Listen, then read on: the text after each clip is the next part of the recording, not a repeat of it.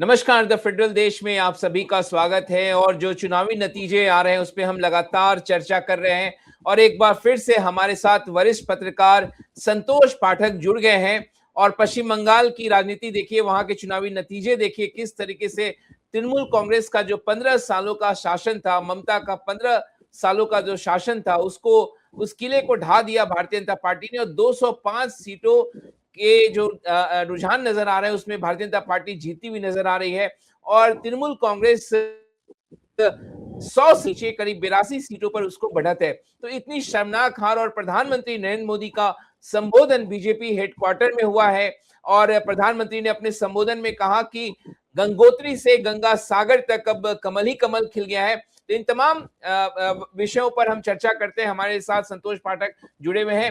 तो संतोष जी, एक बार फिर से आपका स्वागत है। और प्रधानमंत्री का संबोधन जो हुआ है, कह रहे हैं कि अब गंगोत्री से गंगा सागर तक कमल ही कमल, तो इसको किस तरीके से लिया जाए अब? बिल्कुल बनी जी, सबसे पहले तो आपके तमाम दर्शकों को नमस्कार। और बीजेपी के लिए जश्न का दिन है। और देखिए, जो जीतता है, जो जीता वही सिकंदर। भारतीय जनता पार्टी जीत गई, लेकिन एक चीज पर गौर नहीं किया। आज प्रधानमंत्री नरेंद्र मोदी ने भारतीय जनता पार्टी के मुख्यालय पहुंचकर किंतु परंतु करने वाले तमाम लोगों को जवाब दे दिया। वो भाजपा के अंदर भी, ऐसा नहीं है कि भाजपा के अंदर कुछ लोग किंतु परंतु नहीं करते, और भाजपा के बाहर इन दोनों को जवाब दे दिया। हम और आप तमाम लोग कहते हैं कि जीत का श्रेय किसको है? केंद्रीय गृह मंत्री अमित शाह को। उन्होंने डेरा जमा दिया, वो वहां पे मौजूद रहे। लेकिन मंच से भारतीय जनता पार्टी ने जीत का श्रेय किसको दिया? 46 वर्ष के एक नेता नितिन नवीन को। वो कहा कि भारतीय जनता पार्टी के राष्ट्रीय अध्यक्ष बनने के बाद ये पहला विधानसभा चुनाव था और जो जीत मिली है वो उनके मार्गदर्शन में मिली है। और यहाँ ये जरूर मैं अपने आपके दर्शकों को याद दिलाना चाहूंगा, अगले एक सप्ताह में नितिन नवीन की नई टीम का ऐलान होना है। और उस नई टीम के ऐलान में भारतीय जनता पार्टी का जो फैसला लेने वाली सर्वोच्च इकाई संसदीय बोर्ड, उसका गठन होना है। जो चुनाव में टिकटों का बंटवारा करती है केंद्रीय चुनाव समिति, उसका गठन होना है। राष्ट्रीय पदाधिकारियों जिसमें राष्ट्रीय उपाध्यक्ष नए बनाए जाएंगे, राष्ट्रीय महासचिव, राष्ट्रीय सचिव नए बनाए जाएंगे। प्रवक्ताओं की लिस्ट नई आने वाली है। और जो मोर्चे हैं तमाम, महिला मोर्चा हो, किसान मोर्चा हो, एससी मोर्चा हो, एसटी मोर्चा हो, ओबीसी मोर्चा हो, इनके अध्यक्ष नए बनेंगे। और जो इनका विंग है, जैसे मीडिया विभाग है, जैसे इनका आईटी सेल है, इन तमाम विंग के भी चेहरों में बदलाव होगा। वो कंटिन्यू करेंगे, वो नहीं, अलग बात है। लेकिन इसमें ज्यादातर नेता, मैं मोटे तौर पर आपको बता दूं कि जितने भी 70 प्लस के नेता हैं, एक दो नेता 60 प्लस वाले भी है, जिनकी जगह पर अब नितिन नवीन को, चूंकि 46 साल का आपने अध्यक्ष बना दिया है, तो भैया पदाधिकारी की उम्र तो 60 से ऊपर नहीं होनी चाहिए। कोशिश तो यह है कि 55 से नीचे होनी चाहिए। तो उनको संदेशा उन्होंने दे दिया कि नितिन नवीन ही सब कुछ है और इनकी नई टीम जैसे बनेगी लोगों को वो स्वीकार करना पड़ेगा। दूसरा संदेशा उन्होंने जब कहा कि ये लोकतंत्र की जीत है, ये संविधान की जीत है, दुनिया को हमने संदेशा दे दिया है। तो जो भी जीत पर सवाल उठा रहे हैं, जो भी संवैधानिक संस्थाओं पर सवाल उठा रहे हैं, उनको एक तरह से मैसेज देने की कोशिश की। तीसरी और सबसे महत्वपूर्ण बात, उन्होंने 2013 का वो वाकया याद किया, जब वो गए थे पर्चा भरने के लिए वाराणसी। उनसे पूछा गया, उन्होंने कहा कि भैया मुझे गंगा मैया ने बुलाया है। और आज उन्होंने, बिल्कुल आपने सही कहा, कि गंगोत्री जहां से निकलती है वहां पर भी भारतीय जनता पार्टी की सरकार है। और गंगा नदी, पवित्र गंगा नदी जहां जाकर समुद्र में विलीन हो जाती है, वहां उस गंगा सागर में भी अब भारतीय जनता पार्टी की सरकार आ गई है। ये निश्चित तौर पर एक बड़ा संदेशा देने की कोशिश उन्होंने की है। अब थोड़ा सा हमें दो तीन चीजें समझिए। आज की तारीख में जो सबसे ज्यादा, ये मत समझिए कि 2026 तक ये मामला टिक जाएगा। ये 2024 में भारतीय जनता पार्टी जो 400 पार तक पहुंचने में चूक गई थी, उसकी तैयारी किस तरह से की जा रही है। देश की लोकसभा में सबसे ज्यादा सांसद, 80 सांसद भेजता है उत्तर प्रदेश। अगले साल विधानसभा चुनाव है फरवरी में, बीजेपी की सरकार है, अगले साल वो कोशिश करेगी वो वापस लाए। दूसरे नंबर पर 48 सांसद भेजता है महाराष्ट्र, बीजेपी का अपना मुख्यमंत्री है वहां पे। तीसरे नंबर पर वेस्ट बंगाल, 42 सांसद भेजने वाले वेस्ट बंगाल में अब बीजेपी का मुख्यमंत्री होगा। 2029 के लोकसभा चुनाव में सूरत हाल बदलेगी। चौथे नंबर पर लोकसभा सांसद भेजने के मामले में जो चौथे नंबर पर राज्य आता है, 40 सांसदों के साथ बिहार आता है। पहली बार भारतीय जनता पार्टी वहां अपना मुख्यमंत्री बनाने में कामयाब हो पाई। पांचवें नंबर पर दक्षिण भारत का राज्य तमिलनाडु आता है। ये कहा जा रहा है कि विजय जो है वो बीजेपी की उपज है, लेकिन कांग्रेस के साथ मिलकर वो सरकार बनाने जा रहे हैं। अब अगला मिशन तमिलनाडु भारतीय जनता पार्टी के लिए होगा। ये 5 राज्य आप समझ लीजिए। उसके नीचे आइए, 29 सांसद भेजने वाला मध्य प्रदेश बीजेपी की सरकार है, 28 सांसद भेजने वाला कर्नाटका, वहां पर आपकी बीजेपी वहां पहले कई बार सत्ता में रह चुकी है, और वहां कभी कांग्रेस कभी बीजेपी, वर्तमान में वहां कांग्रेस की सरकार है। आंध्र प्रदेश जो 25, गुजरात 26 सांसद भेजने वाला, वहां तो बीजेपी ही है, और लगातार इस बार भी स्थानीय निकायों के चुनाव में बीजेपी की जीत हुई है। इसके बाद आंध्र प्रदेश की बात करें, जो 25 सांसद भेजता है, एनडीए गठबंधन की सरकार है। राजस्थान की बात करें, जो 25 सांसद भेजता है, वहां बीजेपी की सरकार है।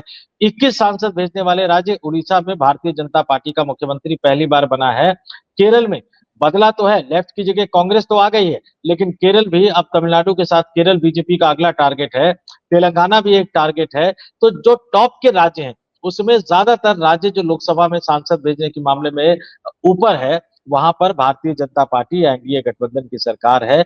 ये 2029 के लोकसभा चुनाव की एक तरह से तैयारी है, और 2027 का शंखनाद भी प्रधानमंत्री नरेंद्र मोदी ने भारतीय जनता पार्टी के कार्यालय में जाकर फूंक दिया है। मनीष जी, एक तस्वीर पे आपकी नजर गई होगी संतोष जी, उस पे चर्चा करना बेहद जरूरी है। आपने ध्यान दिया होगा कि जैसे ही प्रधानमंत्री को माला पहनाने के लिए अमित शाह, नितिन नवीन सभी आगे बढ़े, उस लाल कलर के माला को जो है वो खुद प्रधानमंत्री नहीं पहने, उन्होंने नितिन नवीन अध्यक्ष को पहनाया। और जो मैं तस्वीरें शायद देख पा रहा था, नितिन नवीन भावुक भी हो गए थे क्योंकि वो चश्मा ऊपर करके अपनी आंखें पोंछ रहे थे। ये दृश्य जो है, क्योंकि हर दल में एक इससे संदेश जाता है अपने कार्यकर्ता को, एक छोटे से कार्यकर्ता को, एक विधायक को राष्ट्रीय अध्यक्ष बना दे, और उस पार्टी का सबसे बड़ा नेता इस तरीके से मंच पर अगर सम्मानित करता है, ये क्या संदेश देने की कोशिश है इसके जरिए? देखिए यही वो संदेश है जो देने की कोशिश उन्होंने की है तमाम लोगों को। आप ये समझिए कि जब नितिन नवीन का जन्म हुआ था 1980 में, उससे कई वर्ष पहले से नरेंद्र मोदी राजनीति में, प्रचारक, प्रचारक के बाद राजनीति, यानी नितिन नवीन के जन्म लेने से पहले नरेंद्र मोदी राजनीति में आ चुके थे, संघ के तपे तपाए नेता बन चुके थे। और उसके बावजूद अगर वो एक 40 वर्ष के व्यक्ति को राष्ट्रीय अध्यक्ष के पद का पूरा सम्मान दे रहे हैं, इसका मतलब साफ है कि वो संगठन में एक बड़ा संदेश देने की कोशिश कर रहे हैं। देखिए भारतीय जनता पार्टी में कुछ चीजें हमें समझनी होगी। आप ये 2013 जब नरेंद्र मोदी प्रधानमंत्री पद के दावेदार, पहले वो गोवा की कार्यकारिणी में चुनाव प्रचार अभियान समिति का मुखिया उनको चुना गया था। बाद में दिल्ली में जब राजनाथ सिंह ने भारतीय जनता पार्टी के संसदीय बोर्ड की बैठक बुलाई, उसमें उनको प्रधानमंत्री पद का उम्मीदवार चुना गया। और जिस दिन उम्मीदवार चुना गया, उसके अगले दिन ही हरियाणा के रेवाड़ी में एक रैली थी, और उसके बाद उनका चुनावी अभियान एक तरह से शुरू हुआ। उस समय राष्ट्रीय अध्यक्ष कौन थे? राजनाथ सिंह थे। और उनको पूरा क्रेडिट उस 2014 के लोकसभा चुनाव का दिया। और उसके बाद जब उनको गृह मंत्री बनाया गया, अमित शाह भारतीय जनता पार्टी के राष्ट्रीय अध्यक्ष बने, उस समय सब कुछ एक तरह से अमित शाह के हाथ में ही था। लेकिन जब पार्टी की कमान 2019 के लोकसभा चुनाव, 14 के बाद राजनाथ सिंह गृह मंत्री बने तो प्रदेश अध्यक्ष अमित शाह बने। 19 के लोकसभा चुनाव के बाद अमित शाह की भी सरकार में एंट्री हो गई, तो राष्ट्रीय अध्यक्ष उन्होंने बनाया जेपी नड्डा को। और उसके बाद जेपी नड्डा को भी हर चुनाव दर चुनाव वो पूरा क्रेडिट देते हुए नजर आए। और यहाँ तो अब सिर्फ क्रेडिट देने की बारी नहीं है, अब तो जनरेशनल चेंज है। और जाहिर सी बात है कि जब कोई बड़ा बदलाव होता है तो बहुत सारे लोगों को ये अच्छा नहीं लगता। अनुशासन वाली पार्टी है, इसलिए पीड़ा वो खुलकर व्यक्त नहीं कर पाते, लेकिन अंदर खाने बहुत सारी बातें होती रहती है। आज नितिन नवीन के साथ वो तस्वीर, वो वीडियो, मंच से नितिन नवीन को क्रेडिट देना, ये करके नरेंद्र मोदी ने साफ कर दिया है कि कोई माने या ना माने, कोई चाहे या ना चाहे, कोई नाराज हो या कोई खुश हो, भारतीय जनता पार्टी में पीढ़ीगत बदलाव होना है, और वो नितिन नवीन की अगुवाई में होगा। ये उसी तरह का दौर है कि 2013 के बाद 14 में लालकृष्ण आडवाणी को टिकट मिला, सांसद बने, मुरली मनोहर जोशी को टिकट मिला, सांसद बने, लेकिन वो दोनों मंत्री नहीं बने। और फिर अगले चुनाव में एक तरह से उसके बाद हमने देखा कि 75 पार तमाम नेताओं की, सिर्फ लालकृष्ण आडवाणी या मुरली मनोहर जोशी नहीं, आपने उसके बाद देखा संतोष गंगवार को हटा के राज्यपाल बनाया गया, कलराज मिश्रा को हटाकर राज्यपाल बनाया गया, कई अन्य नेताओं को हटा, रीता बहुगुणा जोशी को एक तरह से हटा दिया गया। वो एक पीढ़ीगत बदलाव था, यानी आडवाणी की पीढ़ी का जो बदलाव था वो उन्होंने, वो कहते हैं कि एक रिले रेस होती है, तो वो झंडा जो है मोदी शाह की जोड़ी ने ले लिया। अब वो झंडे की कमान जो उन्होंने है वो नितिन नवीन को थमा दी है। अब इनका जोड़ीदार कौन होगा वो थोड़ा सा भी समय लगेगा, क्योंकि 2029 का लोकसभा चुनाव भी अमित शाह और नरेंद्र मोदी की जोड़ी जो है वो भारतीय जनता पार्टी को जिता कर जाना चाहती है। और एक सबसे बड़ी बात, अब आप समझ लीजिए कि अब ये पूरा भविष्य में देखिए क्या है, 2027 के फरवरी में उत्तर प्रदेश में विधानसभा का चुनाव होना है। जहां लोकसभा चुनाव में समाजवादी पार्टी जीती, तो अब जो है वो वापस से उस साख को वापस पाना है। उत्तराखंड, क्योंकि बीजेपी उत्तर प्रदेश में 17 में जीती विधानसभा, 14 में जीती लोकसभा, 17 में जीती विधानसभा, 19 में जीती लोकसभा, 22 में जीती विधानसभा, लेकिन 24 में वो लोकसभा नहीं जीत पाई। अब उसकी भरपाई 27 के विधानसभा में करना है। उत्तराखंड में चुनाव होना है, वो भी फरवरी में। पंजाब में, क्योंकि जिन राज्यों में भारतीय जनता पार्टी का सपना अपना मुख्यमंत्री बनाने का है, उसमें पंजाब भी एक राज्य है, वहां भी फरवरी में चुनाव होना है। मणिपुर में चुनाव होना है और गोवा में चुनाव होना है।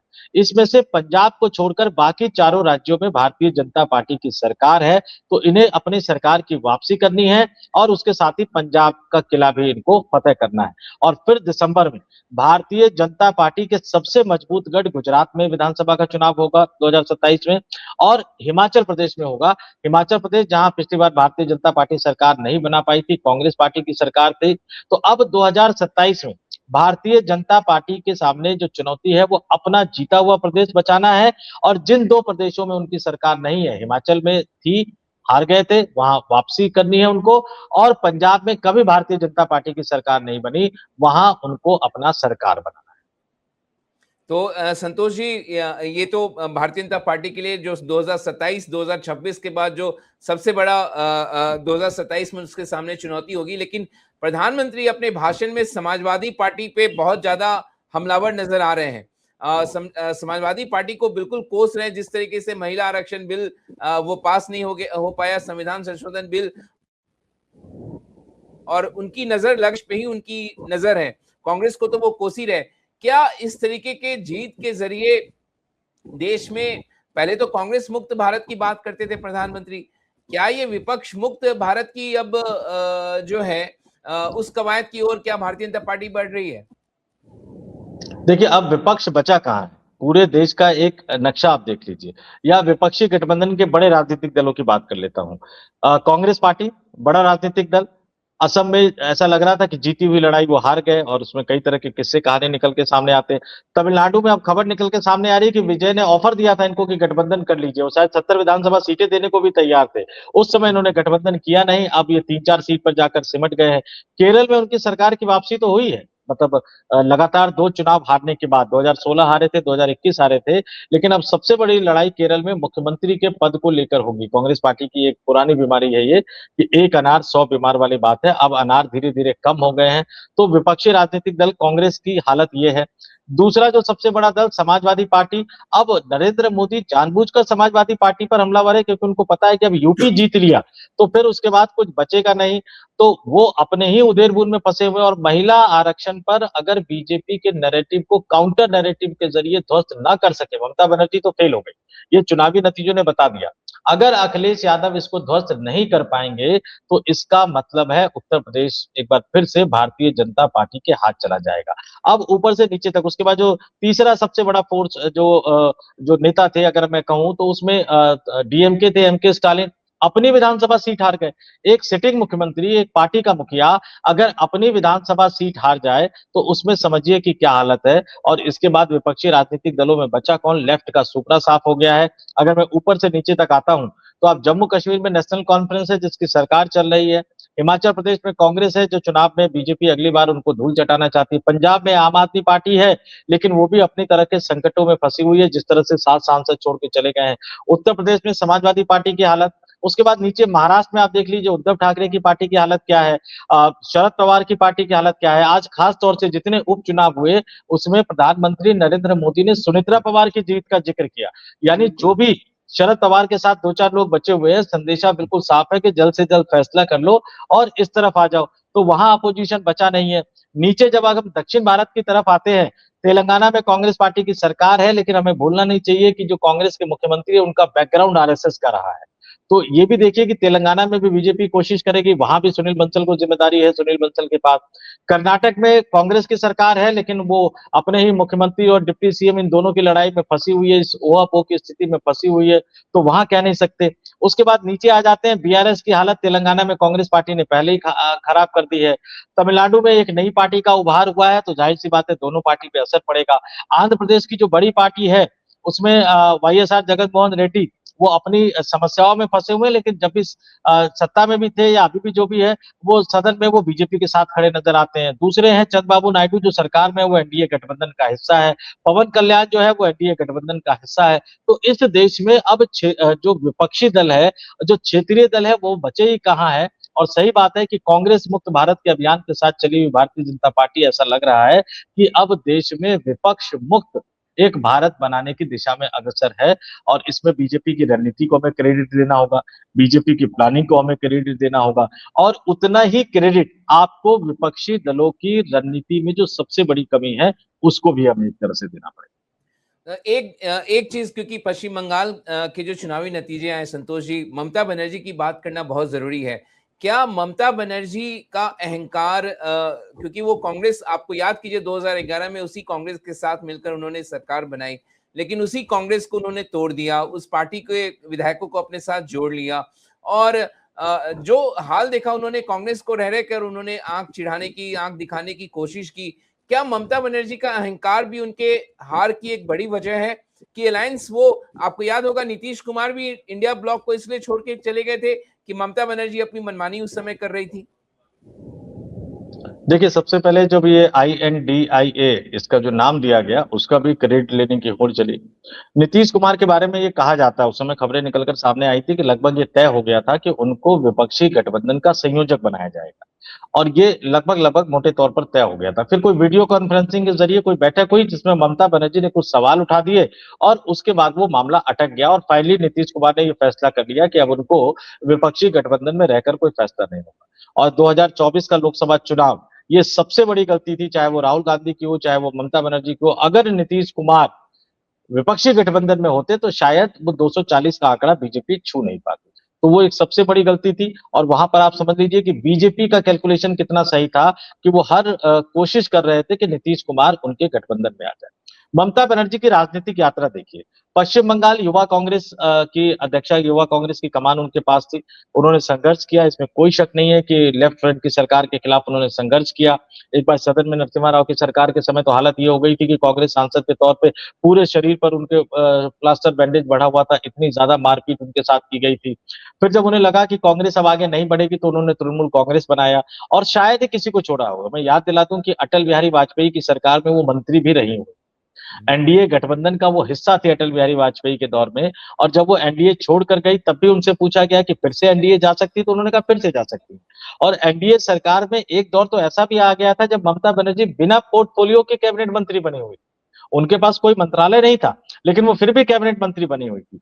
2008 में जब कांग्रेस और लेफ्ट फ्रंट के रिश्ते खराब हुए, कांग्रेस और सीपीएम के रिश्ते खराब हुए, उसके बाद धीरे धीरे ममता बनर्जी एक तरह से वो कांग्रेस की तरफ मुड़ती हुई नजर आई। 2009 के बाद वो रेल मंत्री बनी।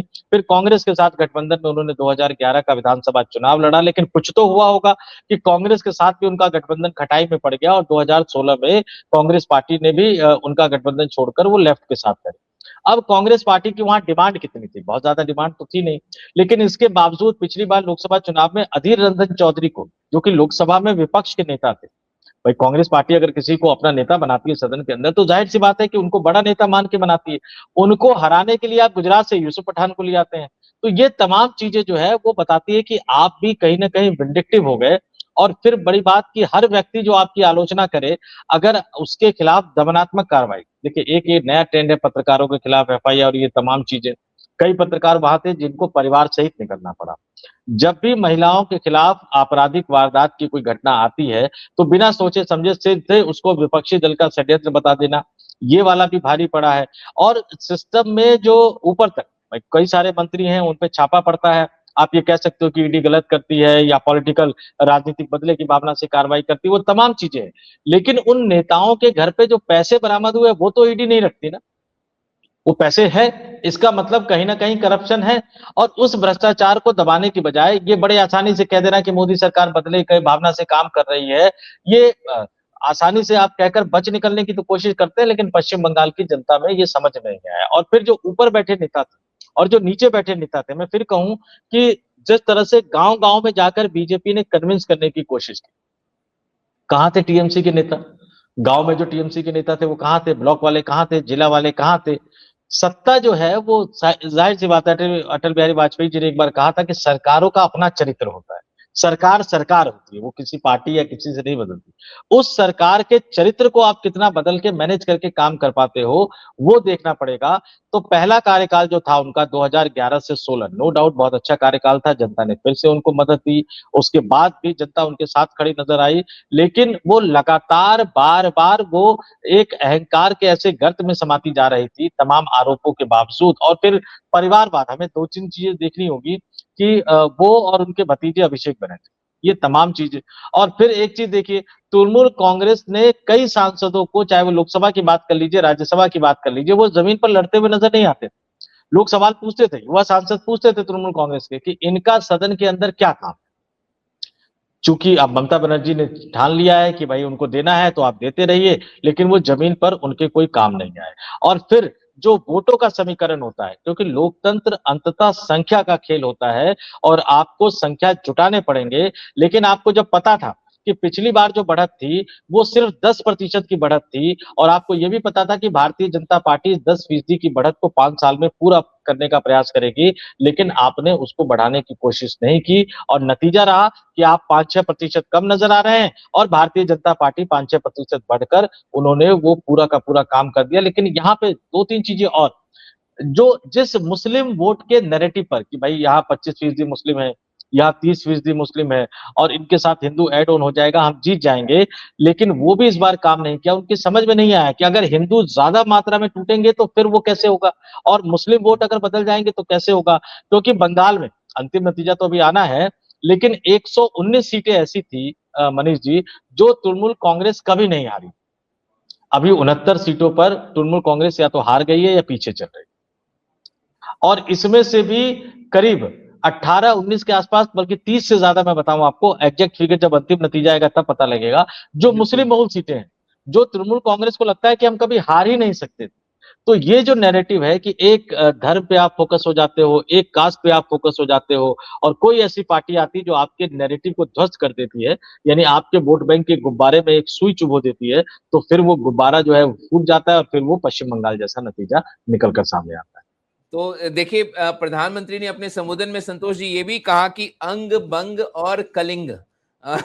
हालांकि इससे पहले भी वो दोहरा चुके हैं अपने पश्चिम बंगाल चुनावी दौरे के दौरान, लेकिन इसको वो दोहरा रहे हैं। और दो एक और बात, महिला आरक्षण संशोधन बिल जिस तरीके से गिरा, तो वो ये भी कह रहे हैं कि टीएमसी और डीएमके को, हालांकि मैं नहीं मानता कि ये एक चुनावी मुद्दा बन सकता है महिला आरक्षण, हालांकि ये परसेप्शन के लेवल पे जरूर आप एक संदेश दे सकते हैं। वो कह रहे हैं कि महिलाओं ने इनको सजा दी है। इस तरीके की बातों को आप किस तरीके से लेते हैं? क्या इसके जरिए देश भर के दूसरे राज्यों की महिलाओं को बीजेपी कहीं ना कहीं इसके जरिए एक संदेश देने की कोशिश करी है? इसका क्या, इसको आप किस तरीके से रीड कर रहे हैं? देखिए, बीजेपी ने इसको एक मुद्दा बनाने की कोशिश तो की थी। चुनाव के बीच में संसद का एक्सटेंडेड सत्र बुलाना और उसमें इसको लाना, जबकि आपको पता था, क्योंकि इसमें 2/3 बहुमत चाहिए था, 2-4 छोटे दलों को तोड़कर भी आप काम नहीं चला सकते थे। आपको किसी बड़े राजनीतिक दल का साथ चाहिए था, बल्कि 2 बड़े राजनीतिक दलों का साथ चाहिए था, वो आपको पता था कि जुटा नहीं पाएंगे।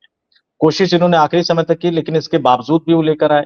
ये साफ-साफ था कि बीजेपी उसको पास करवाने से ज्यादा इस बात के लिए लेकर आई थी कि विपक्षी गठबंधन उसको गिरा दे और उसको फिर चुनाव प्रचार अभियान में फायदा उठाया जाए। जैसे ही ये बिल गिरा, उसके बाद पूरी की पूरी भारतीय जनता पार्टी ने विपक्ष को महिला विरोधी बताना शुरू कर दिया। प्रधानमंत्री नरेंद्र मोदी का खुद राष्ट्र के नाम संबोधन होता है। पश्चिम बंगाल के मंचों से लगातार इस बात को कहने की कोशिश की जाती है, लेकिन कहूं कि ये जो मुद्दा है, देखिए, पश्चिम बंगाल बौद्धिक रूप से बहुत ही जागरूक राज्य है।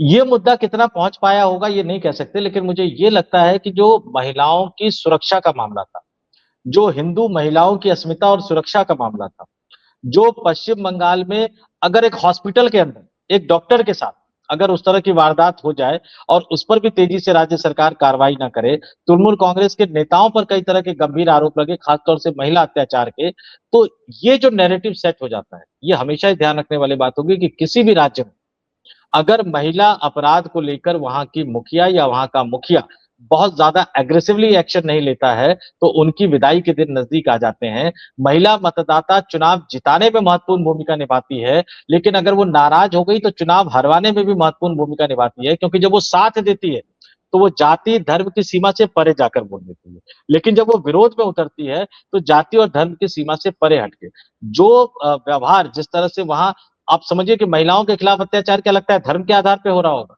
नहीं हो रहा होगा। अब बहुत सारी चीजें निकलकर सामने आएंगी। हो सकता है आपको अल्पसंख्यक समुदाय की कई महिलाएं भी निकल के सामने आए, और इसलिए जो बंगाल के मुख्य सचिव है उन्होंने तो कह दिया, आदेश दे दिया कि भैया कोई भी कागज पत्तर फाइल ये सब जो है वो सचिवालय से बाहर नहीं जाना चाहिए, और अगर कुछ भी बाहर जाएगा तो ये उस अधिकारी की व्यक्तिगत जिम्मेदारी होगी। अब देखिए कि एक एक करके वो तमाम चीजें निकलकर सामने आएगी कि वहां की महिलाएं क्यों नाराज थी। और इसमें मेरा अपना अनुभव और जो भी थोड़ी बहुत जानकारी है वो बताती है कि सिर्फ हिंदू महिलाएं निकल के सामने नहीं आई, आने वाले दिनों में मुस्लिम महिलाएं भी निकलकर सामने आई। एक एक संतोष जी, एक बात तो आप जानते हैं और इस बात से सहमत भी होंगे कि ममता बनर्जी सत्ता में भले मुख्यमंत्री पद पे रही हो 15 सालों से, लेकिन विपक्ष के नेता के तौर पे वो कुछ ज्यादा आक्रामक उनका रुख रहा है। नंदीग्राम एपिसोड, सिंगूर एपिसोड, आपको ध्यान होगा। क्या भारतीय जनता पार्टी के लिए ममता बनर्जी एज ए नेता विपक्ष पश्चिम बंगाल में, क्या वो चैन से उनको सरकार चलाने देंगी? आपको क्या लगता है? क्योंकि अभी से वो आक्रामक नजर आ रही हैं। वो साफ तौर पे कह रही हैं कि भारतीय जनता पार्टी ने 100 सीटों को लूटा है पश्चिम बंगाल में। तो क्या इतनी, क्योंकि बाकी राज्यों में तो भारतीय जनता पार्टी जहां पे जीती है वहां पे बहुत कमजोर विपक्ष है, लेकिन पश्चिम बंगाल में ममता बनर्जी का सामना क्या इतना आसान होगा सरकार बनाने के बावजूद भारतीय जनता पार्टी के लिए? देखिए, ममता बनर्जी ने जब संघर्ष किया, युवा नेत्री के तौर पे किया है, उस समय सत्ता में नहीं थी वो, और बंगाल की जनता जिसके साथ खड़ी होती है वो 5 साल के लिए वोट नहीं देती, ट्रेंड ये बताता है। और अब ये मान लीजिए कि भारतीय जनता पार्टी 10 साल, 15 साल या 20 साल, ये मोटे तौर पर आप मान के चल लीजिए।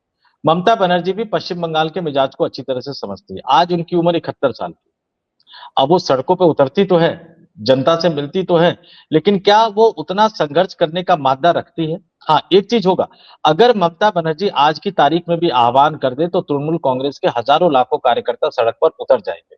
लेकिन उसी को सोच के शायद सुरक्षा बलों की जो ड्यूटी है वो अगले कुछ और महीनों तक सुरक्षा बल वहां मौजूद रहेंगे, और वो एग्रेसिवली घेरने की कोशिश करेंगे। सुरक्षा बल किस तरह से उसको काबू कर पाते हैं वो देखना पड़ेगा। और यही सबसे बड़ा सवाल हो जाता है कि ममता बनर्जी की जो पॉलिटिकल आग है उसको अभी भी थामने के लिए, चूंकि संघर्ष करने की उनकी आदत है, आपको एक ऐसा मुख्यमंत्री सामने रखना होगा जो ममता बनर्जी को अच्छी तरह से समझता हो, ममता बनर्जी के स्टाइल में जवाब दे सके, ममता बनर्जी के स्टाइल में राजनीति कर सके, और जो तृणमूल कांग्रेस की राजनीति और तृणमूल कांग्रेस के संगठन को भी अच्छी तरह से समझता हो। क्यों? क्योंकि गांव के लेवल पर तृणमूल कांग्रेस के जिन नेताओं ने अब बीजेपी का साथ दिया है उनको सुरक्षा देना, उनको बीजेपी के पोर्टफोलियो के अंदर लेके आना ऑफिशियली, ये भी एक बड़ी चुनौती होगी। और तृणमूल कांग्रेस के जो भी कार्यकर्ता नेता ममता बनर्जी के आह्वान पर कुछ भी करने को तैयार हो जाते हैं, उनको कंट्रोल रख पाना। विधानसभा के अंदर निश्चित तौर पर बीजेपी के मुख्यमंत्री के लिए कम से कम 1-2 विधानसभा तो बहुत आसान नहीं रहने वाला है, लेकिन धीरे धीरे चीजें बदलती चली जाएगी। सत्ता में जब तक थी तब तक टीएमसी एकजुट था। कई लोग कह रहे थे कि ममता बनर्जी का गुट, अभिषेक बनर्जी का गुट, लेकिन सत्ता का गोंद ऐसा होता है जो सबको चिपकाए रखता है, और ममता बनर्जी जैसी नेता उसको लेकर आगे बढ़ रही थी। अब जब आप विपक्ष में होंगे तो क्या ये दोनों गुट एकजुट रह पाएंगे? अब सवाल उठेगा कि लोकसभा में कुछ खास लोगों को टिकट बार बार क्यों दिया जाता है, राज्यसभा में कुछ लोगों को बार बार क्यों भेजा जाता है। अब सवाल ये भी उठेगा कि टिकट अभिषेक बनर्जी ने बांटे थे तो अभिषेक बनर्जी के बांटे हुए उम्मीदवार क्यों चुनाव हार गए। अब पार्टी के अंदर ये सब भी मंथन होगा, तो पहली कोशिश तो ममता बनर्जी की होगी कि पार्टी को कैसे एकजुट रखा जाए, और फिर उसके बाद उन्हें बीजेपी को घेरना पड़ेगा। हाँ, अगले 24 से 48 घंटे वो निश्चित तौर पर एग्रेसिवली नजर आएगी। और अभी तो एक और बवाल खड़ा होगा, क्योंकि जो मुख्य सचिव जो बनाए गए थे चुनाव आयोग के द्वारा, उनका ऑर्डर जारी हो गया कि कोई फाइल कागज वो सब नहीं लेके जाना है। अब चूंकि अभी तक नई सरकार का गठन नहीं हुआ है, ममता बनर्जी आज की तारीख में भी मुख्यमंत्री हैं, उनके मंत्री आज की तारीख में भी मंत्री हैं, तो अगर वो सचिवालय जाएंगे, वहां से कोई फाइल लेना चाहेंगे तो कौन रोकेगा? क्या किसी अधिकारी की हिम्मत होगी कि मुख्यमंत्री को रोकने की कोशिश करें? अभी तमाम चीजें हैं, और अगले 24 से 48 घंटे पश्चिम बंगाल के लिए बहुत महत्वपूर्ण है। पश्चिम बंगाल की सड़कों पर शांति रह पाती, नहीं रह पाती, ममता बनर्जी के घर के बाहर शांति रह पाती, नहीं रह पाती, सचिवालय में शांति रह पाती है, नहीं रह पाती। और अभी जो दोपहर के बाद पश्चिम बंगाल की सड़कों पर जो कुछ हो रहा है वो बता रहा है कि शायद इस बार के चुनावी नतीजे के बाद भी हिंसा कम जरूर हुई है, लेकिन वो पूरी तरह से खत्म नहीं हुई है। और ये भारतीय जनता पार्टी के नए आज प्रधानमंत्री ने कहा कि हमें बंगाल की राजनीति का कल्चर बदलना होगा।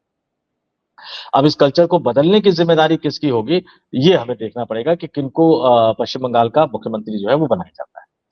तो कल्चर बदलने के लिए ज़ाहिर तौर पर ऐसे किसी चेहरे को बिठाना होगा जो इस कल्चर को बदल सके। लेकिन कई जगह पे हिंसा की तस्वीरें आई भी हैं आसनसोल और दूसरे जगहों से। संतोष जी, तो आपने द फेडरल देश के लिए अपना समय निकाला, बहुत बहुत शुक्रिया। देखना होगा कि पश्चिम बंगाल में भारतीय जनता पार्टी किसको चेहरे के तौर पे लेकर आती है, लेकिन आपने आज कीमती समय निकाला द फेडरल देश के लिए। बहुत बहुत धन्यवाद इस चर्चा में जुड़ने के लिए संतोष जी। और आगे भी हम आपसे किसी भी और विषय पे या इसी राजनीति पे भविष्य में भी हम चर्चा करेंगे, जरूर जुड़ेंगे आपके साथ। आज इस चर्चा में जुड़ने के लिए बहुत बहुत धन्यवाद। बहुत बहुत धन्यवाद मनीष जी और नमस्कार। धन्यवाद। तो दर्शकों, आपने देखा संतोष पाठक, जो कि लंबे समय तक उन्होंने बीजेपी और संघ कवर किया है बीट के तौर पे, उनके साथ हमने चर्चा की और उन्होंने विस्तार से बताया कि किस तरीके से भारतीय जनता पार्टी का ये सफर रहा है। आजादी के बाद उसने पश्चिम बंगाल फतेह की है, वहां केसरिया लहराया और किस तरीके से प्रधानमंत्री ने कहा कि गंगोत्री से गंगा सागर तक और ब्रह्मपुत्र तक भारतीय जनता पार्टी का अब कहीं ना कहीं कब्जा हो चुका है। तो ये चर्चा हमने की और जाहिर तौर पर विधानसभा चुनाव बहुत ही चौंकाने वाले नतीजे आए हैं। तमिलनाडु की बात करें, असम में जैसा कि एक्सपेक्टेड लाइन था वैसे ही वहां पे नतीजे आए। केरल में कांग्रेस की कांग्रेस को सहारा मिला है केरल में, जहां पे वो 100 सीटों के साथ वहां पे सरकार बनाने जा रही है। लेकिन एक नए सुपरस्टार, पॉलिटिकल सुपरस्टार का जन्म हुआ है तमिलनाडु में, एक्टर विजय की। तो विस्तार से अभी भी कई जगह रुझान आ रहे हैं धीरे धीरे करके। तो इस चर्चा में जुड़ने के लिए बहुत बहुत धन्यवाद। और अभी तक आपने द फेडरल देश के यूट्यूब चैनल को सब्सक्राइब नहीं किया है तो उसे जरूर सब्सक्राइब करें। हमारे वीडियोस को लाइक और शेयर करना बिल्कुल ना भूलें। बहुत बहुत शुक्रिया, धन्यवाद।